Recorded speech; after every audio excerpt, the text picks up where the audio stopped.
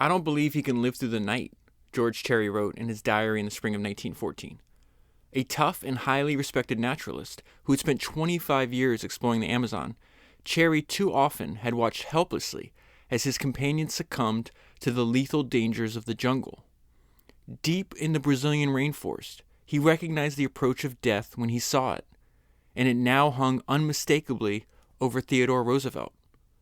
Less than 18 months after Roosevelt's dramatic, failed campaign for an unprecedented third term in the White House, the sweat-soaked figure before Cherry in the jungle darkness could not have been further removed from the power and privilege of his former office.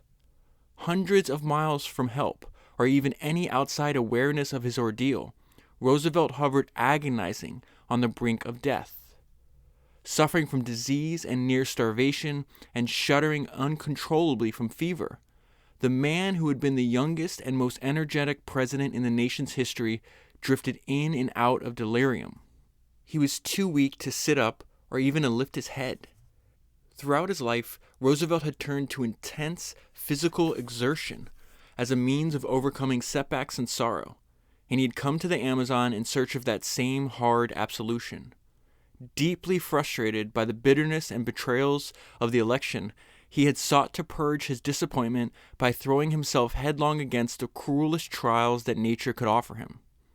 With only a handful of men, he had set out on a self-imposed journey to explore the River of Doubt, a churning, ink-black tributary of the Amazon that winds nearly 1,000 miles through the dense Brazilian rainforest. In a lifetime of remarkable achievement, Roosevelt had shaped his own character, and that of his country, through sheer force of will, relentlessly choosing action over inaction, and championing what he famously termed the strenuous life. From his earliest childhood, that energetic credo had served as his compass and salvation, propelling him to the forefront of public life and lifting him above a succession of personal tragedies and disappointments. Each time he encountered an obstacle, he responded with more vigor, more energy, more raw determination. Each time he faced personal tragedy or weakness, he found his strength not in the sympathy of others, but in the harsh ordeal of unfamiliar new challenges and lonely adventure. After months in the wilderness, harsh jungle conditions and the river's punishing rapids had left the expedition on the verge of disaster. Roosevelt and his men had already lost 5 of their 7 canoes, most of their provisions, and 1 man had died. What lay around the next bend was anyone's guess. That was an excerpt from the absolutely fantastic book that I just finished reading, which is The River of Doubt, Theodore Roosevelt's Darkest Journey, and it was written by Candice Millard. So this is the second, if you remember all the way back on Founders number 156, I read David McCullough's book, Mornings on Horseback. It's about the first 28 years of Theodore Roosevelt's life and all the struggles and pain that he had to go through. He lost his father, who was his idol. His father died early. He was in his 40s from a form of stomach cancer. A few years after that, while Theodore was still in his mid-20s, his mother and his wife die on the same day. And he famously wrote in his diary that night that the light has gone out of his life. And even when he was a young man, after every tragedy that he had to endure, he would inevitably throw himself into these physical struggles to try to exhaust his body, to relieve his mind, all the stress and pain that he's in. And so now this book takes place when he's in his mid-50s. He dies relatively young. He dies at 60 years old. And the same thing is happening. He just lost the election as the author was writing. And he decides, I'm going to go down and explore. He wanted adventure, so he goes down to South America, and he's exploring an unknown and unmapped river in the Amazon rainforest. And so what you and I are going to learn today, there's a lot of metaphors as he goes through this crazy near-death experience, this constant struggle that he elected into, that I think is going to be helpful when inevitably you and I go through struggles in our life. I want to talk a little bit about his emotional state right after he loses this election, though. He says Roosevelt had never been willing to share his private pain with the public. In private, he admitted to being surprised and shaken by the scope of his crushing defeat. There is no use disguising the fact that the defeat at the polls is overwhelming, he wrote. I had expected defeat, but I expected that we would make a better showing. I try not to think of the damage to myself personally." And so just a brief background there. He decides he can't get the Republican nomination, so he decides to run as an independent. That splits the Republican vote. The Democrat wins. So a lot of the people that he thought were friends, and Teddy's an extrovert by nature, so he's going to be extremely depressed because he's for the first time in his life, he's shunned. He becomes a pariah. So his friends and colleagues who had once competed for Roosevelt's attention now shunned him. For the first time in his life, he was a pariah, and he was painfully aware of it.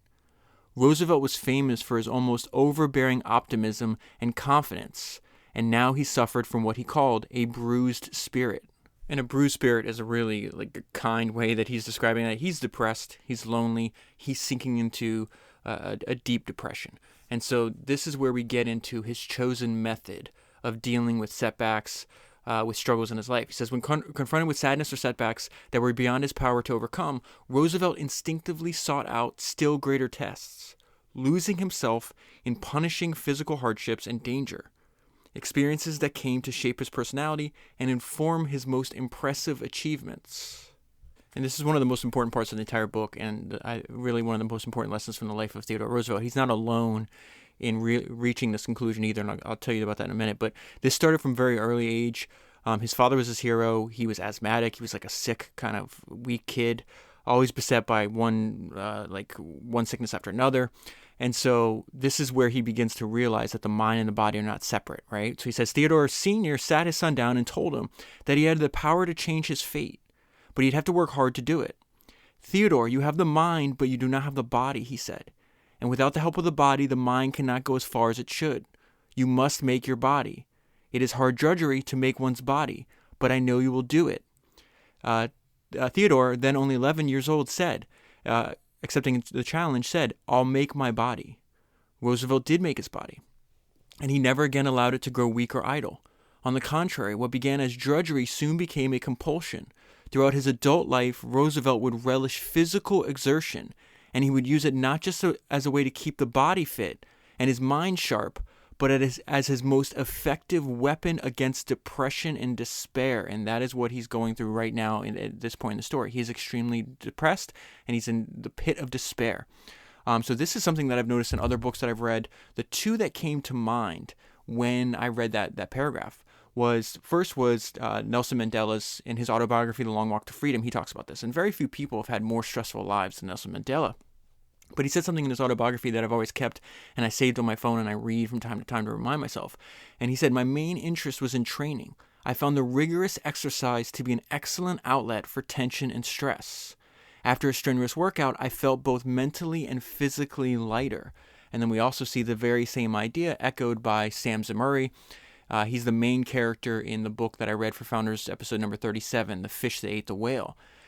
And something that separated Sam from most of the other banana executives and founders is that he would work in the fields with the men.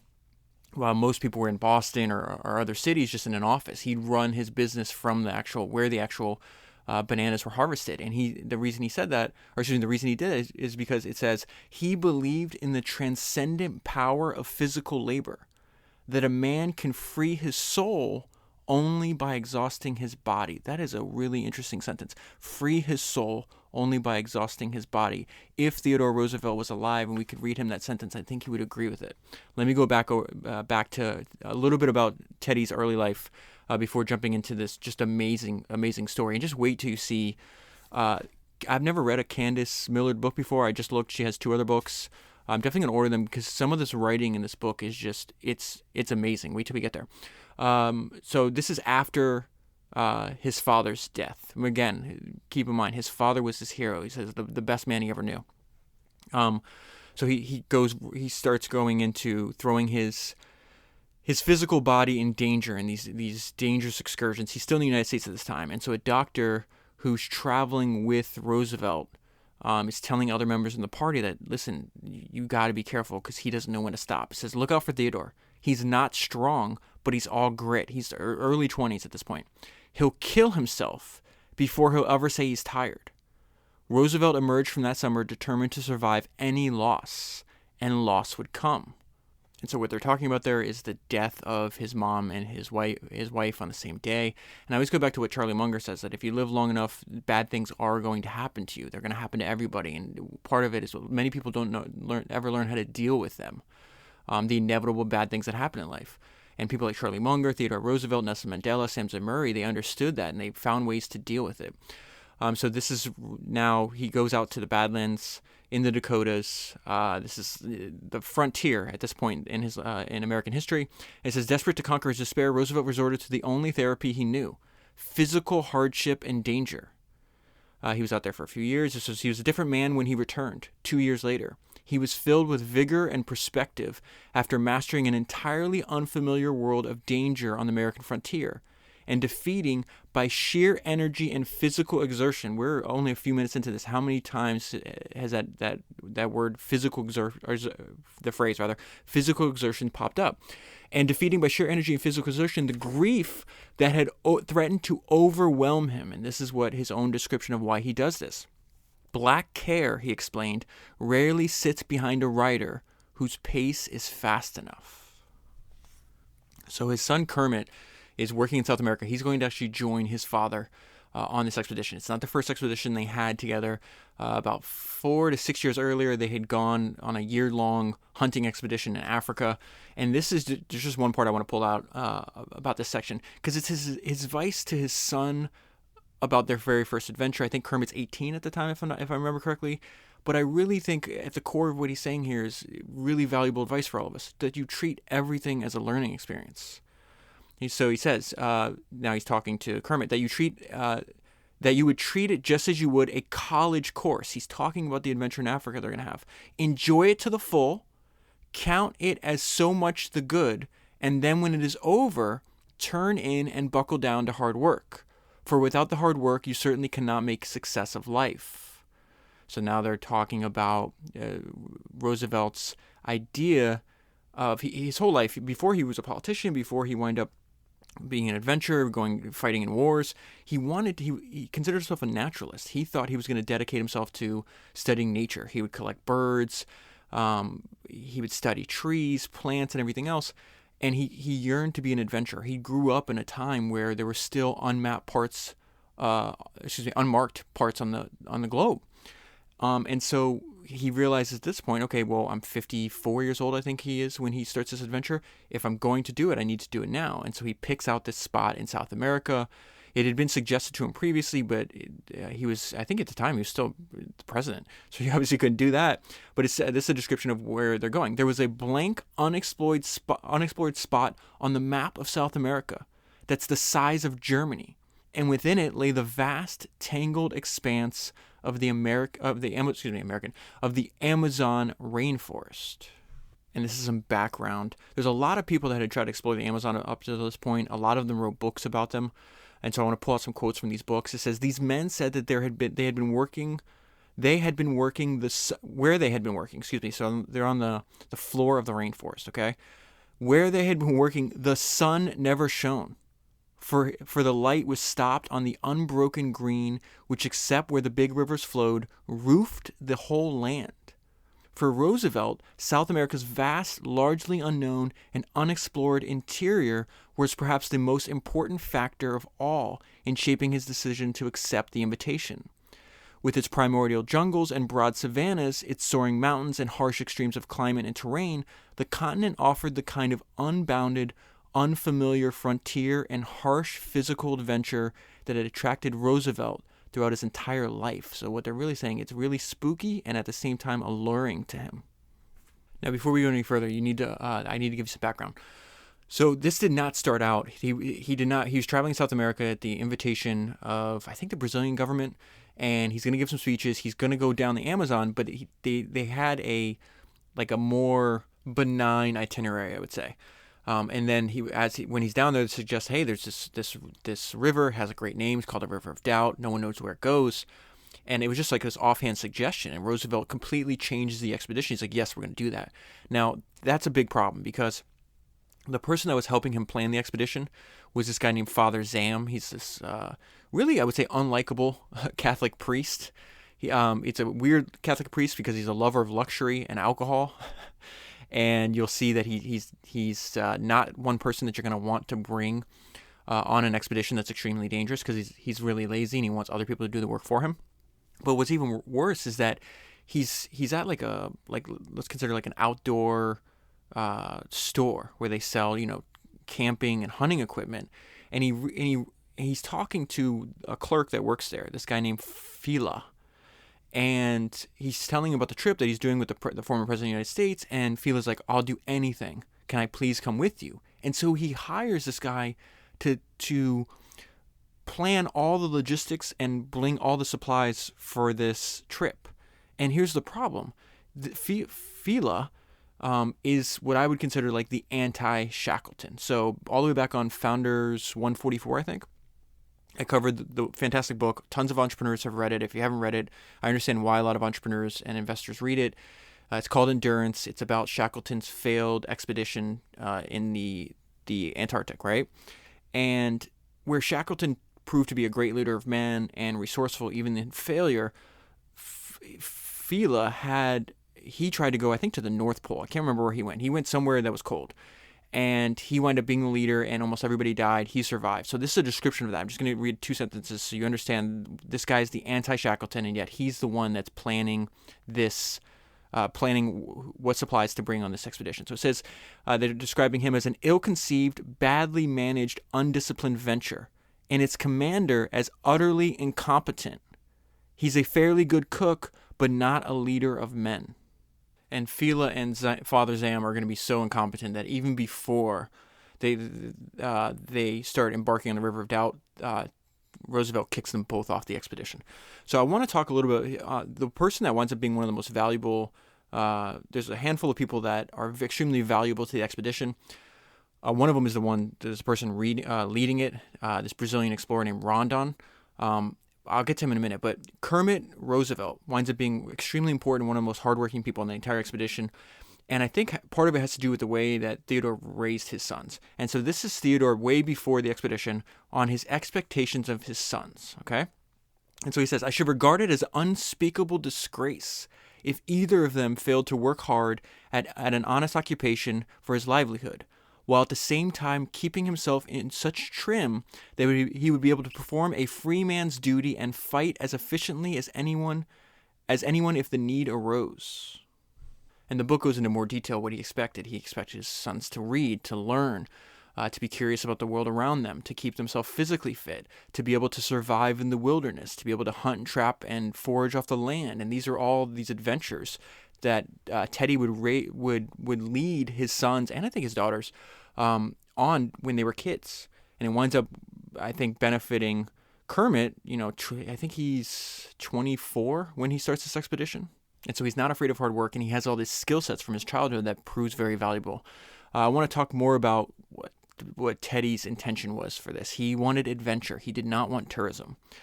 And so this is a little bit about the Brazilian government or the ones that are going to provide Roosevelt with the guide. And he's a very fascinating character. I've already looked for a biography on him. So the person that says Da Gama had also offered to provide Roosevelt with a guide. He promised him Colonel Rondon. That's probably not how you pronounce it, but that's the phonetical. That's what I'm going to go with. And this is a description of Rondon. The heroic commander of the Strategic Telegraph Commission. The 48-year-old Rondon had spent half his life exploring the Amazon and had traversed roughly 14,000 miles of wilderness that was not only unmapped, but largely unknown to anyone but the indigenous peoples who lived there. So the two leaders of this expedition are going to be Roosevelt and Rondon. Roosevelt is going to defer mostly to Rondon. He's an extremely fascinating figure, somebody I want to read more about because I think we can learn from him. He grew up poverty is not even the word for what this guy had to endure. And so I'll describe a little bit about his early life in a little bit. This is more on Roosevelt's, why he's doing this. The ex-president had come to the Amazon for neither tourism nor sport, but for scientific exploration, and he held the deepest disdain for anyone who wanted anything less. The ordinary traveler, he said, who never goes off the beaten route and who on this beaten route is carried by others. Remember that phrase, carried by others, because somebody tries to do this literally. Without himself doing anything or risking anything, does not need to show much initiative and intelligence, much more initiative and intelligence than an express package. He does nothing. Others do all the work, show all the forethought, take all the risk, and are entitled to all the credit. So really there, he's describing, if we think about the opposite, he's describing what he despises. Something that we've studied over and over again is that you can learn the right way to do something by observing it the wrong way. And if you think about what Roosevelt's saying there, he's describing all the attributes that he finds disgusting in lazy humans, right? All the attributes that he won't himself allow in his life, and he won't let, like when he's raising his kids, allow them to do. And you're going to see a couple of the people on the expedition wind up having these traits, and he disposes of them rather rapidly. So this is a little bit about the River of Doubt. This guy named Mueller happened to be just offhand comment, mentioned it to Roosevelt, and Roosevelt immediately makes the decision, okay, that's where we're going. The river that Mueller had in mind was one of the great remaining mysteries of the Brazilian wilderness. Absent from even the most accurate and detailed maps of South America, it was all but unknown to the outside world. In fact, the river was so remote and mysterious that its very name was a warning to would-be explorers. The River of Doubt. No one knew Roosevelt would have been surprised to learn that he quickly chose that one, which in Rondon's words offered the greatest unforeseen difficulty. So he's choosing. Remember, he's still depressed. He's still despair. There's a few paths in front of him, and he's choosing the one that had the greatest unforeseen difficulty. So if you're curious about this, there's a couple documentaries on YouTube about the River of Doubt. But even if you pull up Google Maps and you could put River of Doubt on your phone, you can actually see it. There's images. There's people fishing on it now, but it's been renamed the Roosevelt River. And I think this is Roosevelt's, let me just read it to you. This made me chuckle. Roosevelt's admission that his new plan was slightly more hazardous than the original was the understatement of the century. Wait until you use.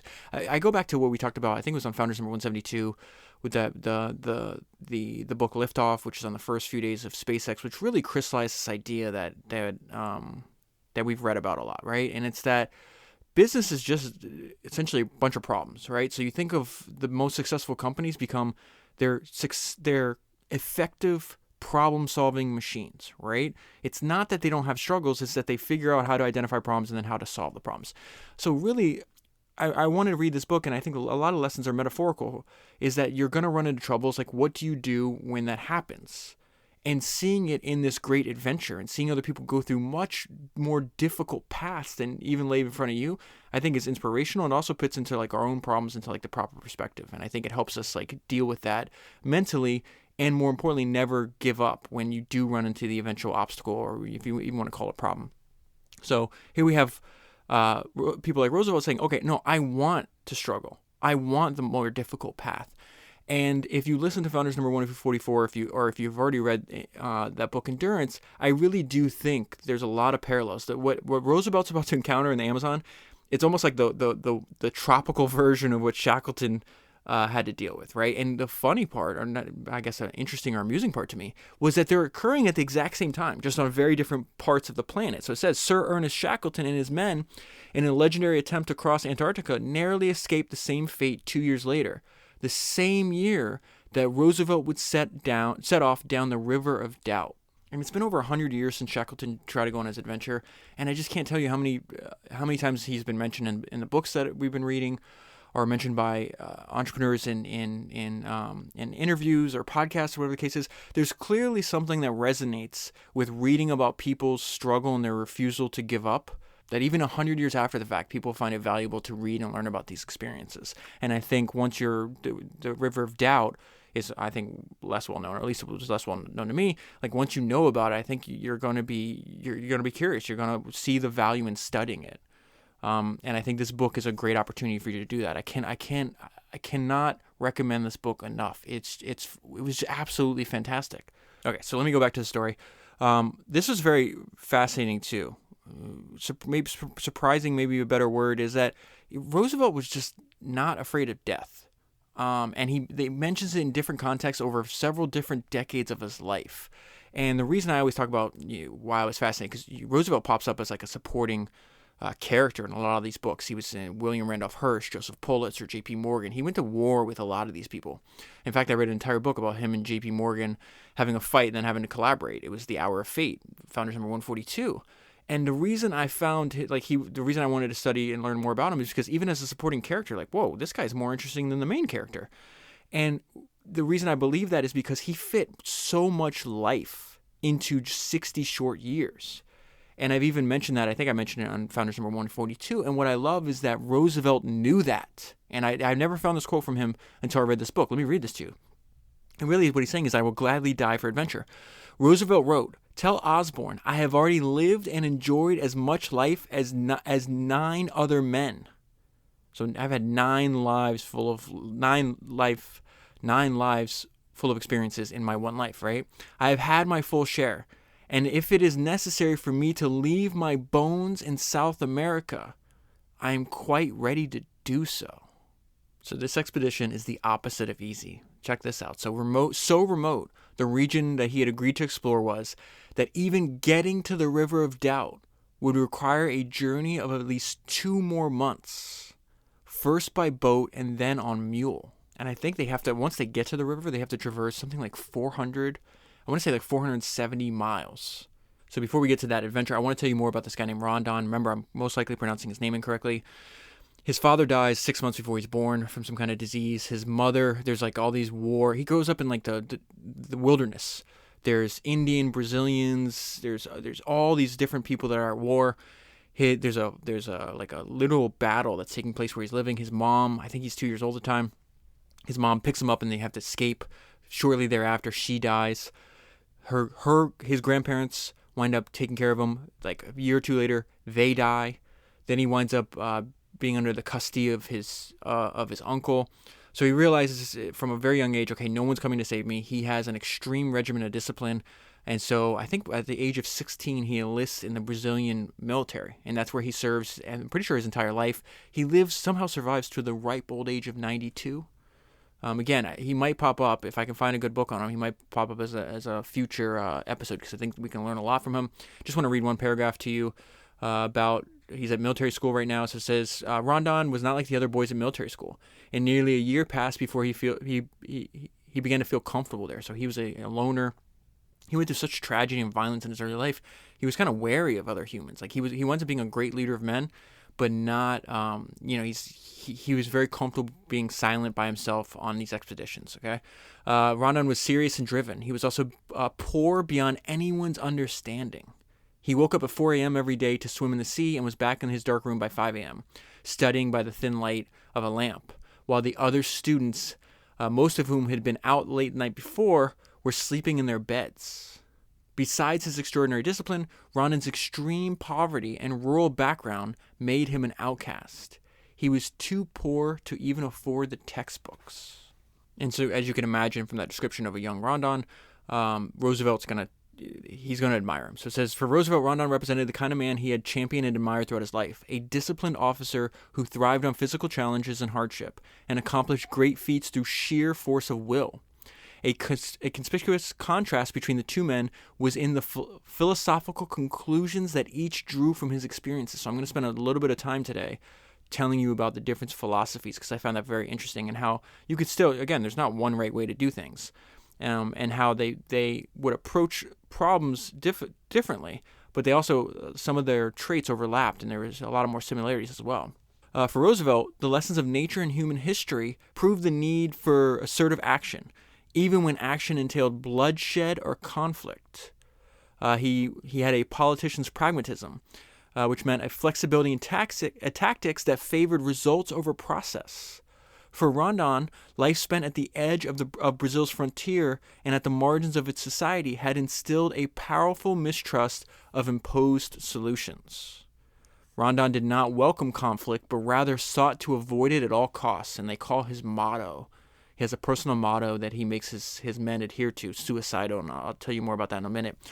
So he didn't welcome conflict, but rather sought to avoid it at all cost. Both had developed their beliefs over a lifetime of experience and thought, and both would be remembered for the passion with which they put those beliefs into practice. Okay, so the journey's already begun. They're trying to work their way towards the River of Doubt. things are extremely slow. The Father Zom and Fila, they bring all these, like, they pack like a feast. They didn't, I mean, let me just read this to you. So it says, to Roosevelt's growing frustration, the expedition remained practically immobile. Not only were the pack animals not cooperating, but the already massive amounts of baggage, 360 enormous boxes and countless smaller ones, had been increased significantly. So as they do this tour, he's doing a speaking tour before the adventure. He also gets a bunch of gifts from different politicians of Brazil. And this is really like they're going slow, right? Because they have all this stuff, right? And when I read that, I thought of this was the opposite of what Shackleton had learned from studying past expeditions. So let me read that quote from the book Endurance. This is one of my favorite quotes in the entire book, and something I think about constantly because I think it applies to a lot of other things. So it's talking about Shackleton, right? From studying the outcome of past expeditions, he believed that those that burdened themselves with equipment to meet every contingency had fared much worse than those that had sacrificed total preparedness for speed. And he wound up being right, and that saved his men's life, right? So let me read that to you again. From studying the outcomes of past expeditions, which is exactly what we do on this podcast, right? He believed that those that burdened themselves with equipment to meet every contingency had fared much worse than those who had sacrificed total preparedness for speed. So the way to think about that is success is a function of time, and lightness equals speed, so less time. This is where we hear Teddy talk about, everybody has to contribute. He does not accept, not only on this expedition, but in life, he doesn't like freeloaders. All for each and each for all is a good motto, Roosevelt said, but only on condition that each works with might and main to so maintain himself as to not be a burden to others. Now, you got to remember this part from later on, because you combine what he just said, you can't be a burden to others, and then his willingness to die. He's gonna do something extremely surprising later on, but it's a combination of those two ideas. So we reach the part where Father Zom is about to be kicked off, and this is for the better. This is outrageous what this guy's about to suggest. He's hated by all. Remember that really what this section is, you got to lead from the front. There's a reason why Bob Noyce at Intel didn't have an office, why Steve Jobs talked about Gail Amelio. He made fun of him because he's like, this guy's supposed to be a turnaround CEO. He has his lunch. He has lunch in an office on fine china. Like, you're not even with the people. So it says, given the discomforts of traveling, the priest explained the best solution would be for him to ride in a chair on the shoulders of 4 strong Indians. He tells this to Rondon. While the Brazilian colonel kept his composure, something that one of the main lessons from him, he just would not, he was not he was not guided by his emotion. Even when setback after setback, or even when Roosevelt asks him to do something he doesn't like, he just deals with it. While the Brazilian colonel kept his composure, he made it perfectly clear to Zom that they would not submit to such degrading and subservient work. Zom's response is that it's an honor, because he's a member of the clergy. They should be honored to carry him. So then he gets shot down, so Zom goes to Roosevelt. It says Zom appealed to Roosevelt, a decision that proved to be his undoing. He says, Indians are meant to carry priests. Roosevelt chose his words carefully before replying, but you will not commit such an affront to my dear Colonel Rondon's principles, he said. Roosevelt had gone to great lengths to show his Brazilian commander every courtesy and mark of respect that his experience and position, as well as his character, deserved. Not only did Roosevelt admire Rondon's accomplishments as an explorer and a military man, but he respected his philosophical beliefs. Roosevelt insisted that he and Rondon be treated as equals in every way. And Rondon also mentioned this. He says, Mr. Roosevelt declared to me that as long as he was in the wilderness, he would accept nothing and do nothing that might have an appearance of special attention to his person. So there's only like 2 chairs. They brought along 2 chairs, one for Rondon and Roosevelt. Rondon refused to sit in something that his men didn't have access to. Roosevelt refused as well, so he sat on the floor just like everybody else. Guess who sits in the chair? Father Zom. Father Zom's on his way out. It says Father Zom is being sent back from here. He showed himself so completely incompetent and selfish that he got on everyone's nerves. So just a way to think about what just happened. Lead from the front. Don't demand luxuries that the people that you're leading, the people that you're working with don't have. That's ridiculous. They were all tormented by hordes of gnats, sandflies. Oh, this is on more problems of the expedition. And just more problems they're going to have to deal with and eventually overcome. And in this case, they don't really ever overcome them. They just have to endure it. They were all tormented by hordes of gnats, sandflies, horseflies, and small stingless bees. The bees swarmed around their hands and faces, congregating at the corners of their eyes and buzzing about their lips with maddening persistence. The most difficult part of everyday ride, however, was the rain, which was now falling. This is a description written by Kermit Roosevelt.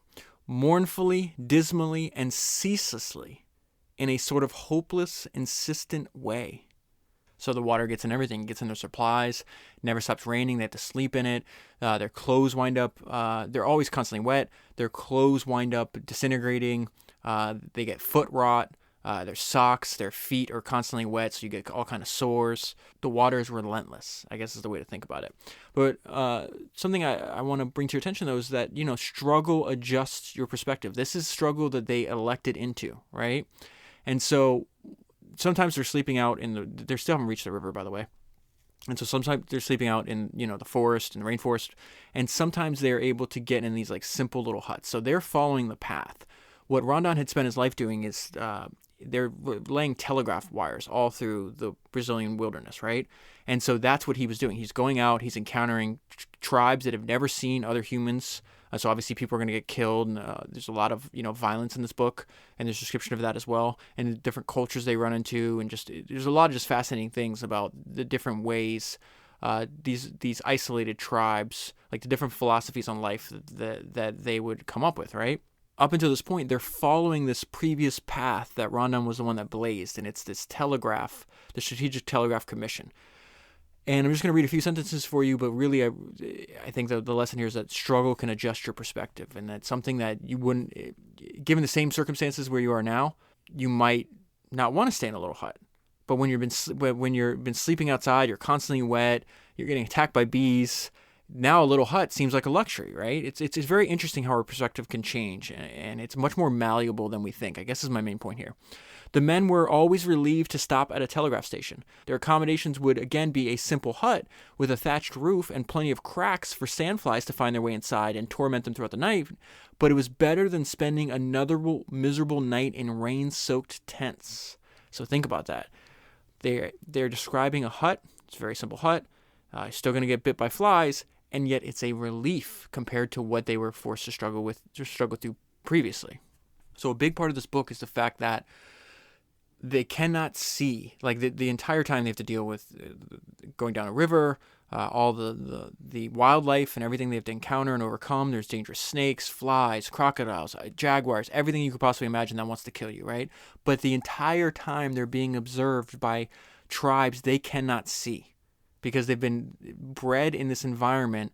And a lot of what I'm going to talk to you about is there's a lot of metaphors for the evolutionary environment in the rainforest that I think applies to a lot of different domains.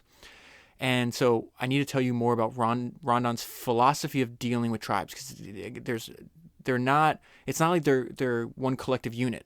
You have to deal with them all differently, and yet he applies the same philosophy, that's philosophy of nonviolence. And this is why some people considered his motto suicidal. So it said Rondon had strictly forbidden his men ever to take sides in a tribal battle, no matter how seemingly brutal or unjust. So not only are they some of the tribes killing the people laying the telegraph wires, but they're also witnessing different tribes going to battle. And there's a lot of description of that in the book. So it says Rondon's injunction against violence directed toward any Indian, for any reason, was categorical. In fact, he valued the lives of the Amazonian Indians above his own life, or the lives of his men. This is his philosophy that's going to wind up being in conflict with Roosevelt, okay? Surely there was not a soldier in the commission who could not recite by heart his colonel's now famous command. This is it. This is a crazy sentence I'm about to read to you. Die if you must, but never kill. Rondon's success in the Amazon had depended on this dictum. It was the only reason the Indians had ever dared to trust him. So there's many examples in the book where he refuses and never violates this rule, that he'll never, even if they're attacking him, he's like, you can't fight back. That's how extreme it was. He would constantly try to gain their trust through giving them gifts. In some cases, they would be shooting with arrows. Rondon would just turn around and try to leave. But even if they were attacking him, he would not. He was so dedicated to this because he understood that to complete the objective he was given by the Brazilian government of laying this telegraph line, he has to have the cooperation of the people that already live there. And the natives have been there much longer than any Brazilians, right? And so he would tell his men, if that means that you have to die, you can't strike back because it gets in the way of our goal. This is a very extreme character. So now we're going to see Teddy's the exact opposite of this. This says Rondon's pacifist approach was alien to Teddy's entire way of thinking. He was much more inclined to conquer than to be slaughtered. So let's go back to this idea of success being a function of time, and that you're better off sacrificing total preparedness for speed. They're already running into the fact that they don't know how long the expedition is going to take, and they're already going through their food and their rations really, really fast. So it becomes a race against time from the very, very beginning. Even in the best of circumstances, the remaining rations would not come close to feeding them. Roosevelt was forced to cut his own and the other officers' rations in half. So there's these people called the camaradas. These are like people serving under Rondon that are doing a lot of they're cutting down trees, they're picking up the canoes, stuff like that. They have experience. They've worked with Rondon for a long period of time. So Roosevelt's realizing, hey, they're more valuable than I am. I'm going to cut my food in half so they can eat more. So it says the expedition had now turned into a race against time. The survival of every man would depend on their collective ability to master the churning river, evade its ever-present dangers, and discover a route out of the deepest rainforests before their supplies ran out. And really, that could be a metaphor not only for an expedition, but for a company. You have some kind of runway, and hopefully your company's profitable, so then your runway is theoretically forever, right? But in many cases, if you're raising money or if you're going through a bad period of time, you have a certain amount of resources. And if you don't fix this problem, it's a race against time. Think about that. They need to discover a route out of the deepest rainforest before their supplies ran out. That could be the same thing going back to the SpaceX example. They had enough money for three launches. If they couldn't figure it out in 3, they could go bankrupt. They wind up pulling it together and getting it right on the 4th one. But there's very much a race against time as well. So that's what I mean. A lot of these lessons in this book are metaphorical. There's just so many different things that if you take them out of the book as an abstraction, you can apply it to so many other. It can alter the way you think about so many other things. I think that's a lot of the value in studying these expeditions, like the River of Doubt or Endurance or any of these other examples. Here's another metaphor for you. There's 2 things happening on this page. Let me read the first sentence and I'll tell you what that is. The scale of that achievement, which is putting the River of Doubt on the map. Remember, it was unmapped. That's what they're going down there for. He wants to put something on the map. He wants to add some knowledge to the human species that what did not exist. The scale of that achievement would be directly proportional to the sacrifices it would require. That's a really interesting sentence. So that made me think, great achievements are supposed to be hard. If it was easy, everyone would do it, and it would be great if everyone was doing it. Here's the second part.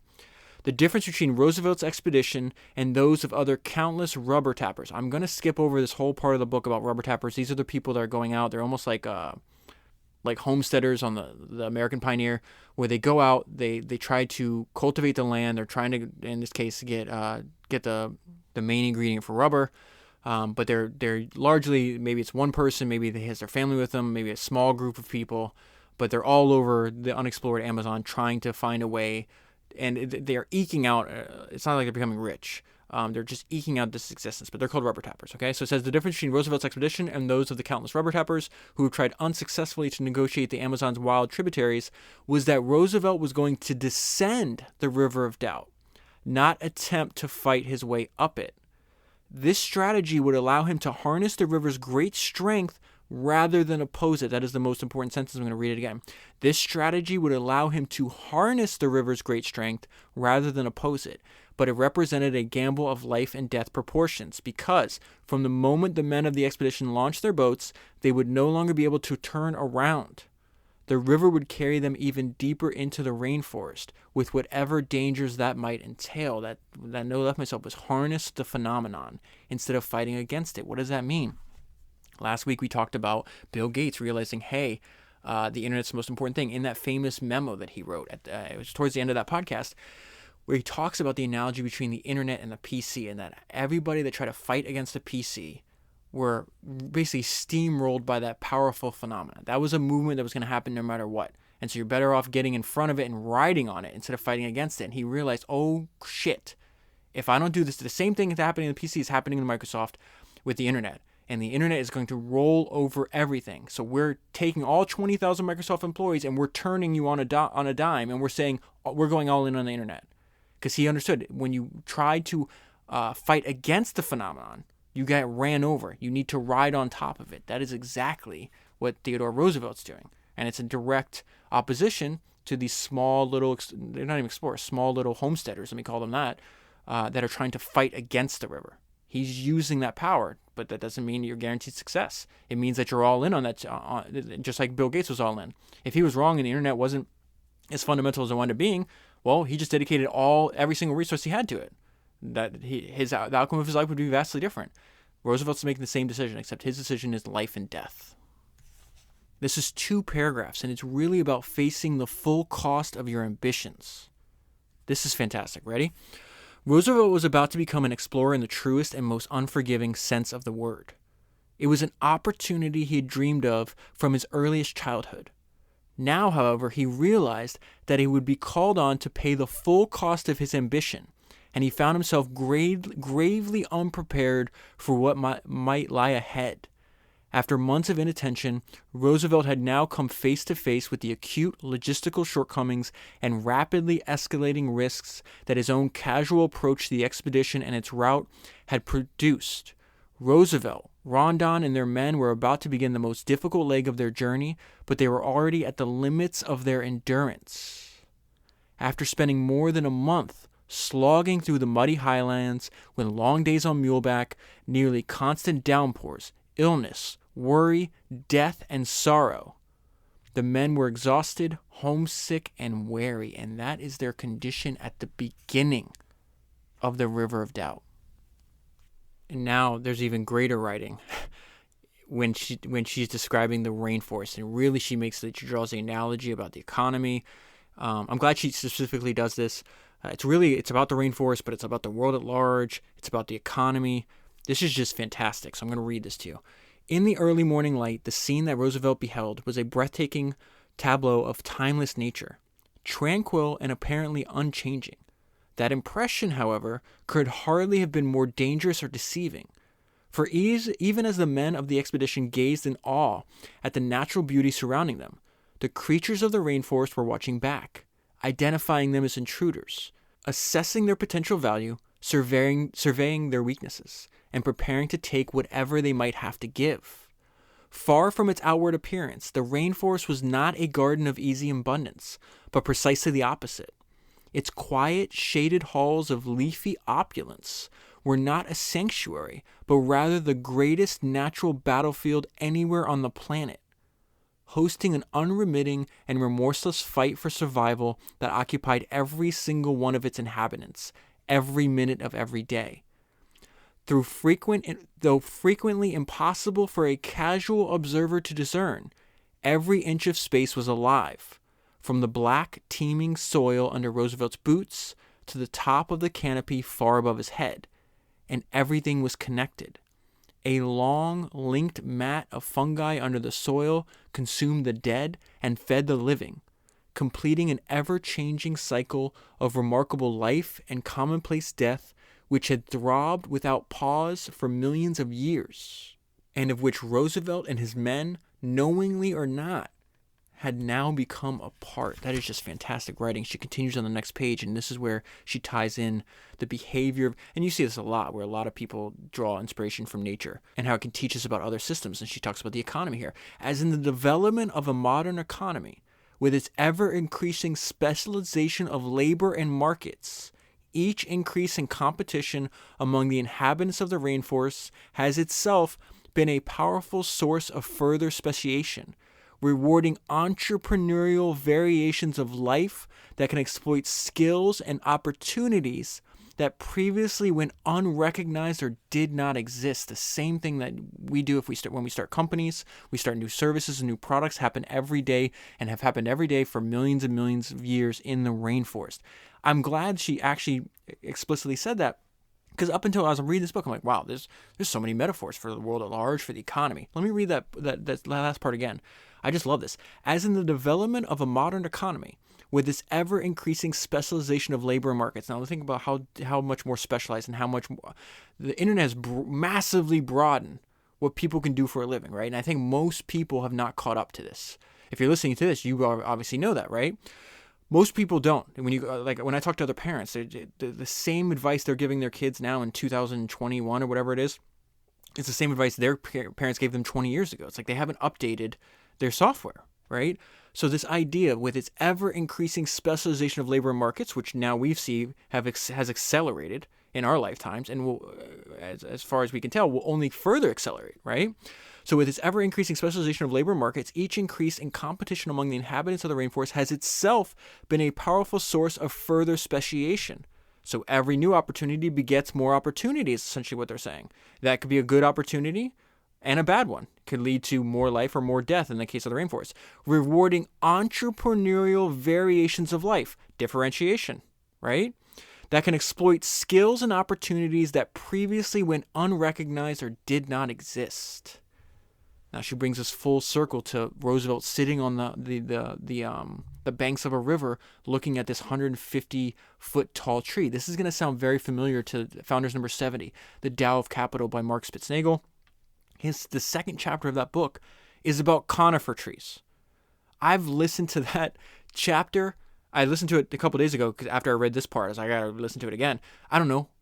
I lost count dozens of times at this point because he draws the parallel between and just like some of the oldest living species on Earth. I think like they think like 300 million years, something like that. Anyways, about the strategies of conifer trees, how they echo strategies of new companies. It's extremely fascinating. New investment vehicles in his case. So let's go back to that. Let's go to it rather.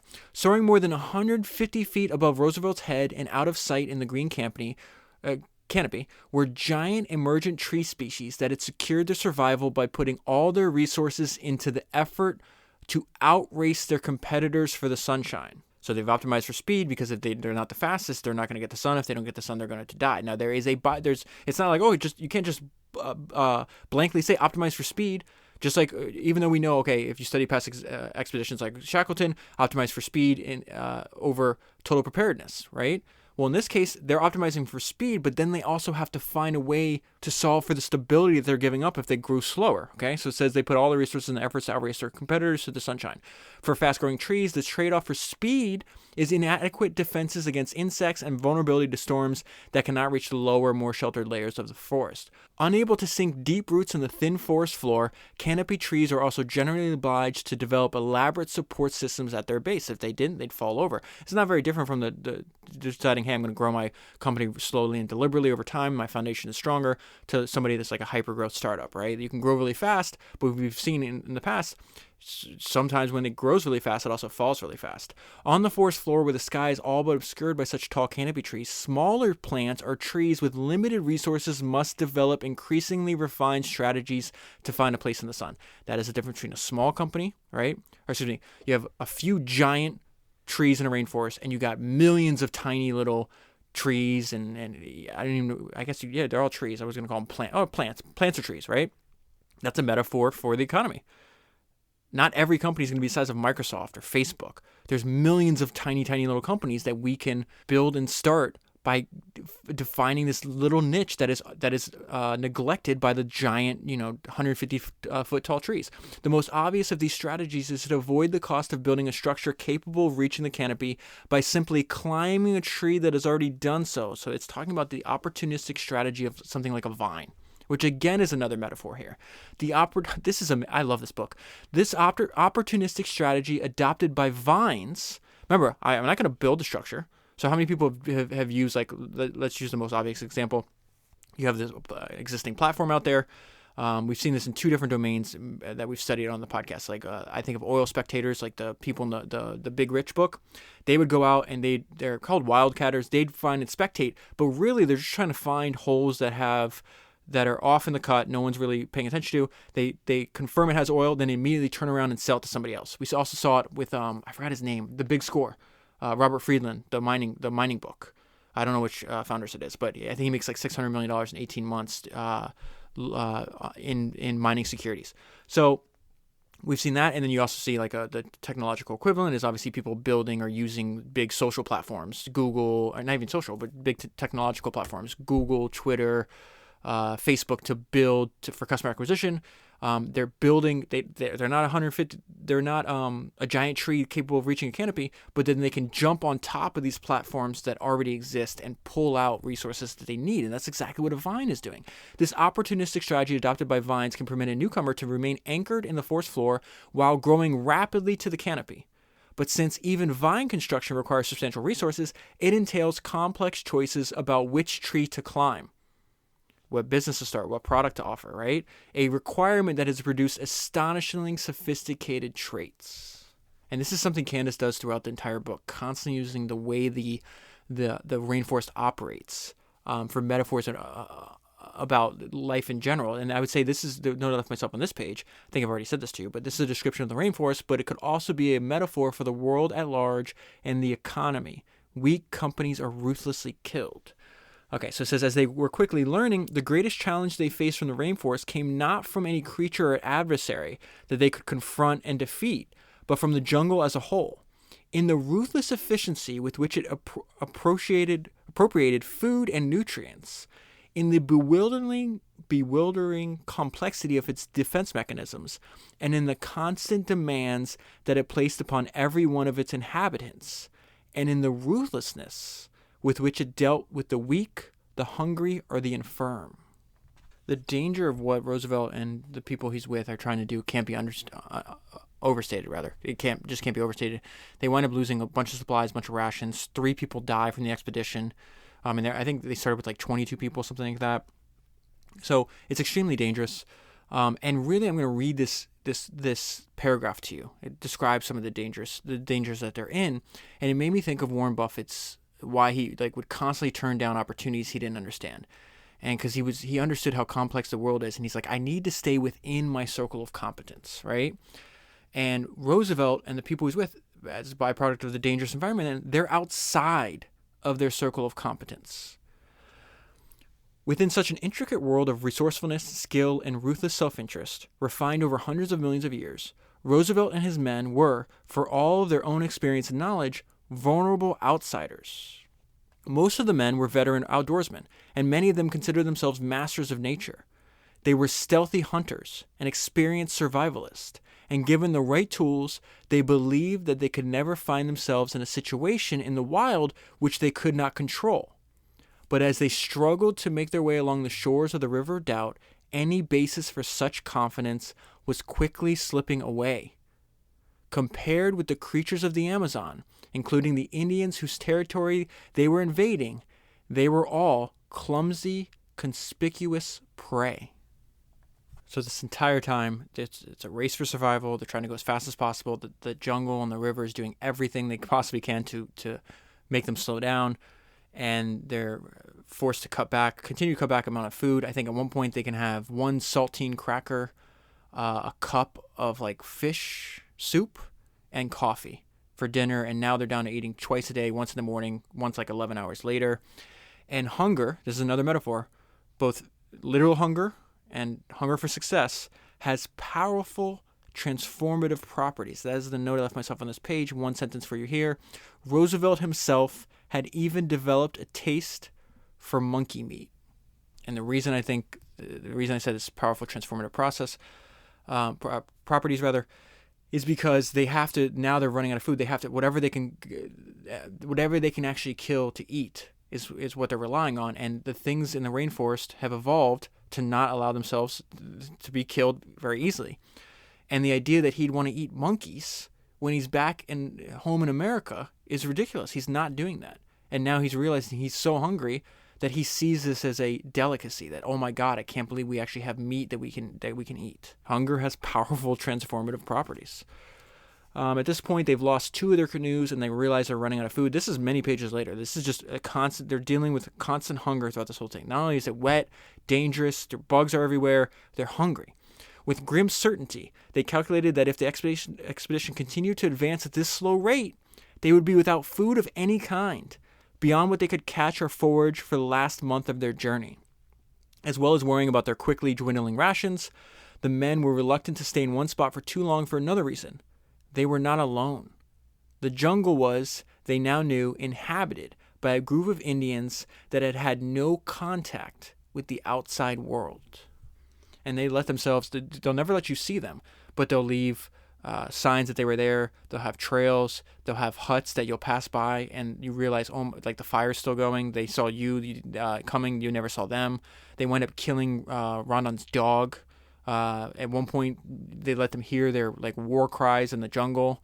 It's just, I mean, it had to be absolutely unbelievably terrifying. But through it all, Roosevelt does, I really do, he developed like this even keel sense of, like he would just, almost like a stoic, like acceptance of their fate. I'm either going to succeed and do something no one has ever done before, or I'm willing to leave my bones in South America, right?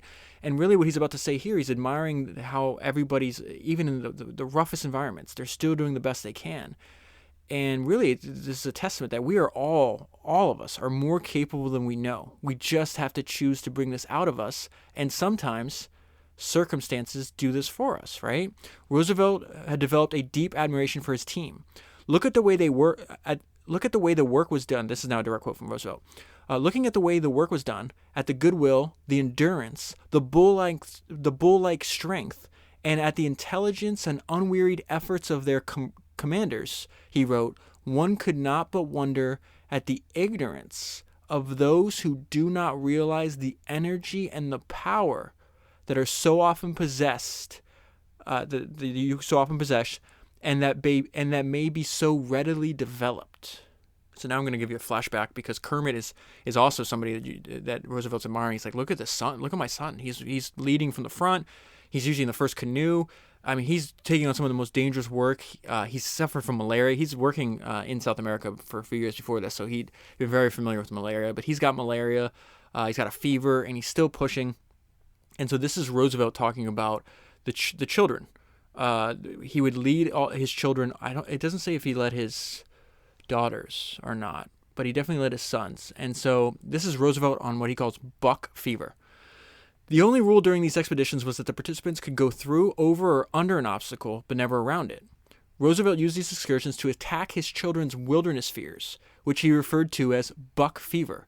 He defines that as a state of intense nervous excitement, which may be entirely divorced from timidity. Even the most courageous man, he believed, when confronted by the real dangers in the wilderness, whether it be an angry lion or a roaring river, could suffer from buck fever. What such a man needs is not courage, but nerve control, cool-headedness, he explained. This he can only get by practice. Okay, so this next section really is, the lesson here is there's just always another way to solve a problem, like the Incas, and I'll tell you what I mean by that. So it says, as Rondon had learned when they lured him with the whine of the spider monkey, the Cinta Larga were talented mimics and could recreate nearly any animal call. So let me pause there. This is the tribe that killed Rondon's dog. And so he's out in the forest looking for, they're trying to kill monkeys, right? For food. And he hears the spider monkeys. And he's like, oh, wow, okay, I got to go. So as he goes towards them, his dog runs ahead. And then he hears like a yelp. Then the dog runs back and he's got 2 arrows in it. And so the Cinta, the tribe had seen Rondon. He didn't see them. And realized, hey, let's lure him in. He'll follow where the monkey is. And instead of unfortunately, the dog winds up dying instead of Rondon. But if Rondon had gone ahead instead of the dog, they would have just shot and killed him. So it goes, one of the great and this is more about the tribe, that the fact that they're adapted to their environment, right? One of the greatest frustrations that the men of the expeditions faced on the River of Doubt was that they were descending a river crowded with fish that they could not catch. Those same fish, however, were easy prey for the Cinta Larga. The Indians made up for their lack of, now this is very interesting. They don't have fishing poles, right? Or what we would, like, how would we fit? You think of fish, when you think of fishing, you think of like nets and fishing poles, right? Those same fish, however, were easy prey for the Cinta Larga. The Indians made up for their lack of poles, lines, or hooks with a type of fishing basket. More important, they had timbo, this milky liquid, which the Cinta Larga extracted from a vine by pounding with a rock. The timbo stuns, or depending on the quantity, kills fish by paralyzing their gills. They use it in slow-moving inlets and pools. the timbo allowed the Indians to spear or scoop up the fish as they floated to the river's surface. There's always another way to solve a problem. And so in the past, I've read a few books on Native Americans, and I just find the way of living and their culture extremely interesting, and how, it kind of evolved in seclusion. So they came up with different conclusions than say, Europeans, for example. And so there's this quote from a book that I still might read. It's by this guy named Gordon McEwen, and this is what he wrote. The book is called The Incas, The New Perspectives. So it says, Incas lack the use of wheeled vehicles. Again, from a Westerner's perspective, they're like, oh, like they're primitive. They don't even have wheels and the stuff we have. It's like, but okay, but there's always another way to solve a problem. You're just looking at it from the perspective that right? The Incas lacked the use of wheeled vehicles. They lacked animals to ride and draft animals that could pull wagons and plows. They lacked the knowledge of iron and steel. So they're naming all the things they lack, right? Above all, they lacked a system of writing. Despite these supposed handicaps, the Incas were still able to construct one of the greatest imperial states in human history. There's always another way to solve the problem.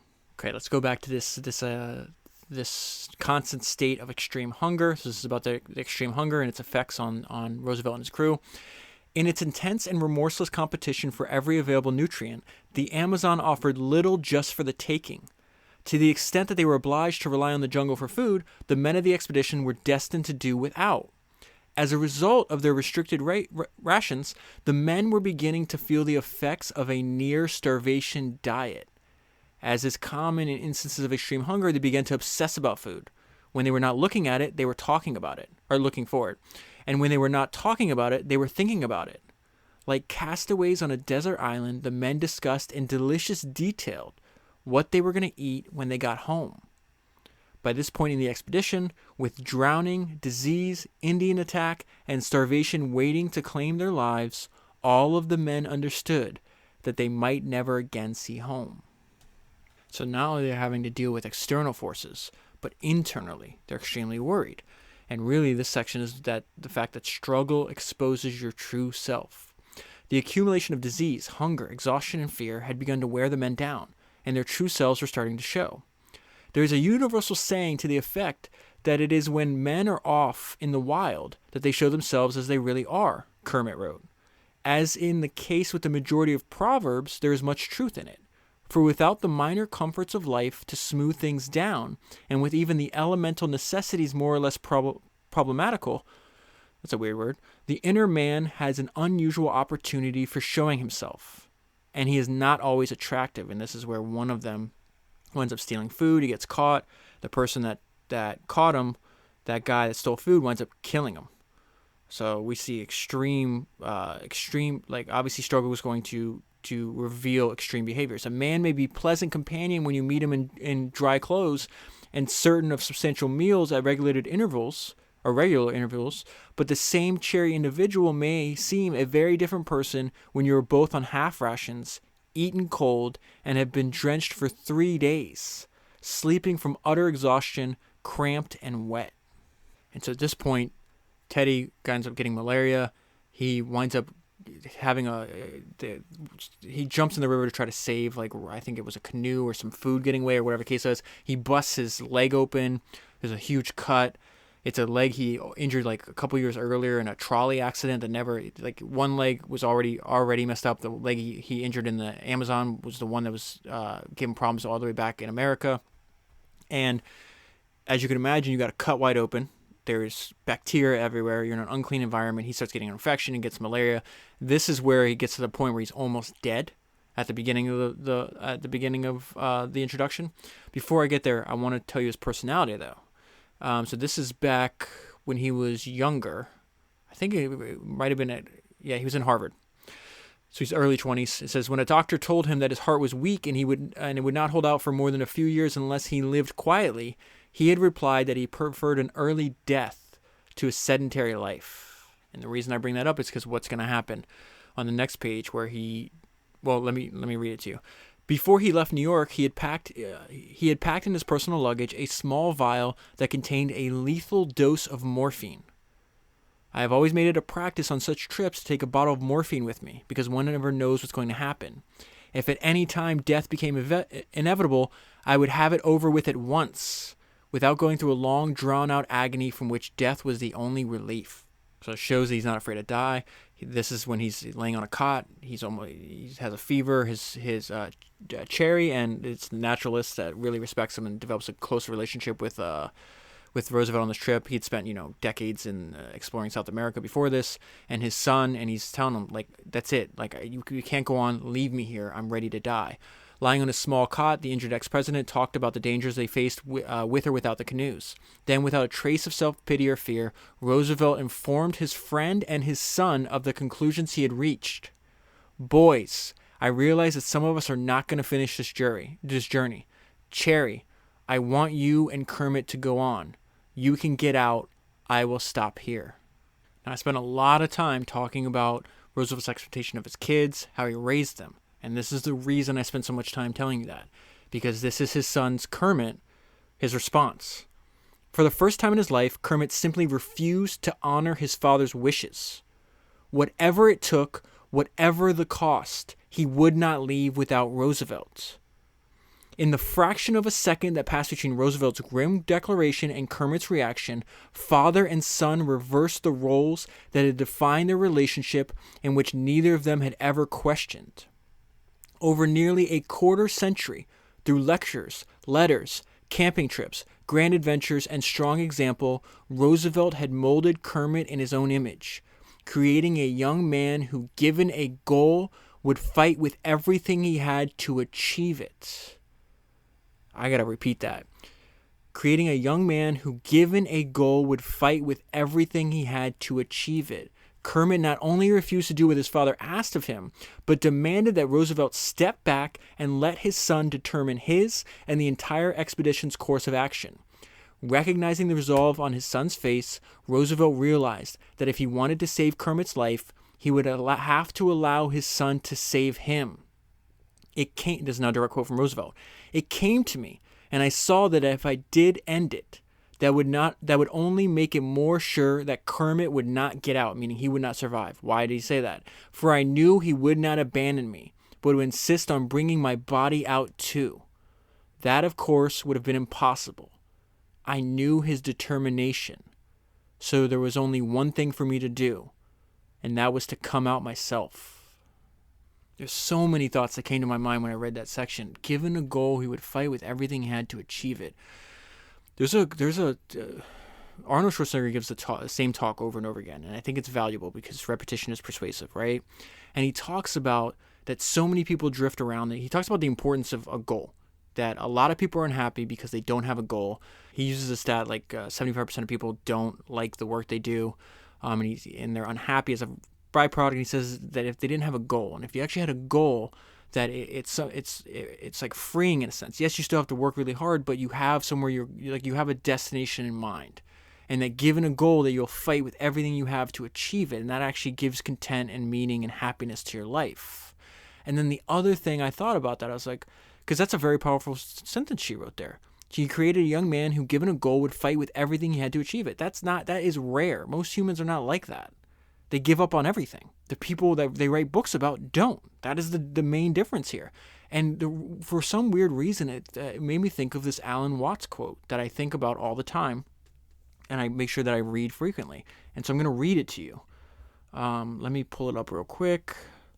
So he says, when we finally get down to something which the individual says he really wants to do, I will say to him, you do that, and forget the money.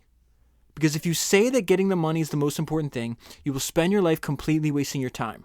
You'll be doing things you don't like doing in order to go on living, that is to go on doing things that you don't like doing, which is stupid. Better to have a short... This is still Alan Watts. This is going to sound like Theodore Roosevelt, isn't it?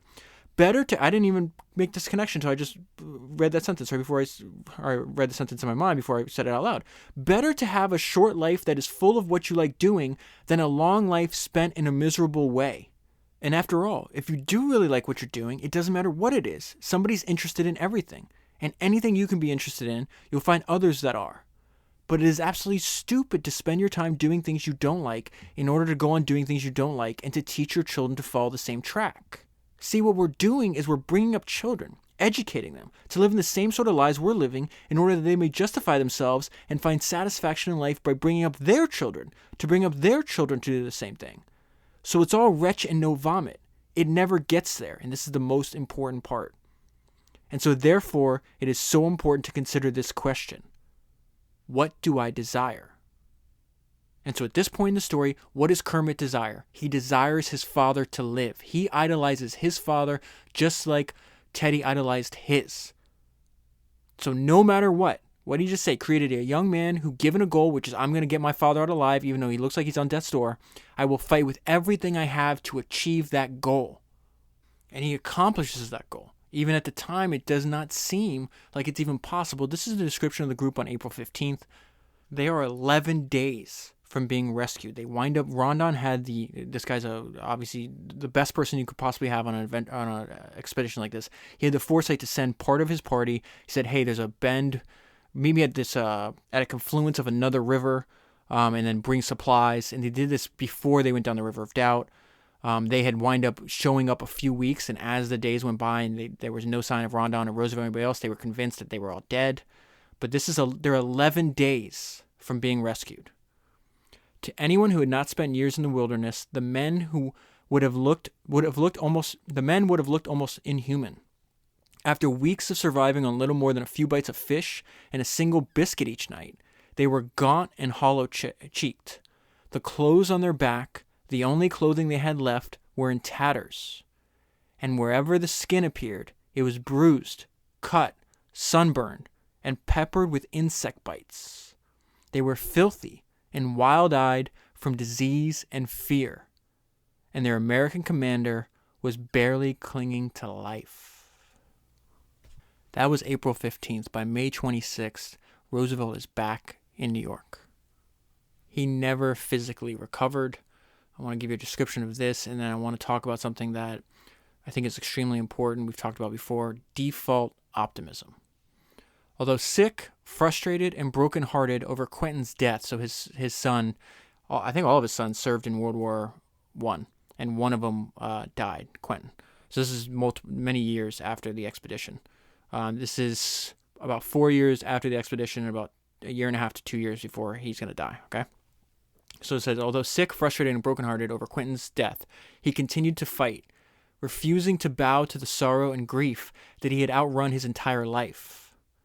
When the young die at the crest of life, in their golden morning, the degrees of difference are merely degrees in bitterness, he had written.